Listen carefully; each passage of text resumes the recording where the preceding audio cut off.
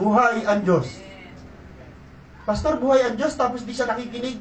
Buhay ang Diyos pero parang wala sa response sa prayer ko. Buhay ang Diyos kahit hindi siya nagsasalita. Buhay ang Diyos kahit hindi mo siya maramdaman. Hindi porque hindi mo nararamdaman, hindi buhay. Tama? Buhay ang Diyos. Buhay ang Diyos. Pag sinabing buhay, totoo siya. Alam niyo ho ba, pagising mo sa umaga, hindi ka nag-aaral ng Biblia, wala kang preaching na naririnig, common sense ang pairalin, wala akong narinig na preaching, wala akong Bible na nabasa, common sense, paggising niya sa umaga, pagdilat ng kanyang mga mata, lahat sa nature nagsasabing may Diyos. Dahil ang Diyos ang gumawa ng nature.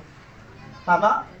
Pag may dumampi sa yung hangin, alam nga naman nagkaroon ng hangin, nag-exist ang hangin na walang nag-create. Pag may nakita kang puno na gumagalaw dahil may hangin na dumadampi sa kanya, imposible na hindi mo maalala at hindi mo maintindihan na yung puno mayroon niyang pinagmulan. May creator siya. Kahit ang nature kaya mangaral na may Diyos. How much itong Biblia? Na detailed ang pagkasabi kung sinong gumawa ng nature, kung sinong gumawa sa tao, at kung kailan darating ang time na babalik ang tao sa Diyos.